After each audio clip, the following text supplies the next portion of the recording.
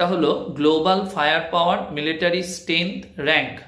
যে র্যাঙ্কটা আমাদের এরা শুরু করেছিল, যদি বলা হয় 2006 সালে এরা প্রথম এটা চালু করে। তো রিসেন্টলি 2024 সালে তারা একটা রিপোর্ট পাবলিশ করেছে, যে 2024-এর রিপোর্ট অনুযায়ী অর্থাৎ বিশ্বের মধ্যে বিভিন্ন দেশের সেনাবাহিনী শক্তিশালীর দিক থেকে তারা একটা র্যাঙ্ক পাবলিশ করেছে। তাতে 1 নম্বরে আছে ইউএসএ, 2 নম্বরে রয়েছে মনে রাখবে রাশিয়া, 3-এ রয়েছে চায়না, 4-এ হলো ভারত।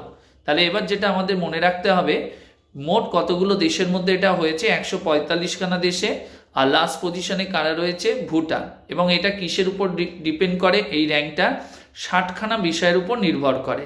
তাদের মধ্যে কয়েকটা হলো তোমার সেনাবাহিনীতে মেম্বার, অর্থাৎ সেনাবাহিনীতে সৈনিকদের সংখ্যা, কত পরিমাণ তাদের অস্ত্র মজুত রয়েছে, কি টাইপের অস্ত্র এখানে ব্যবহার করা হয়, আর্থিক অবস্থা, বিভিন্ন বিষয়ের উপর নির্ভর করে এই র্যাঙ্কটা তৈরি করা।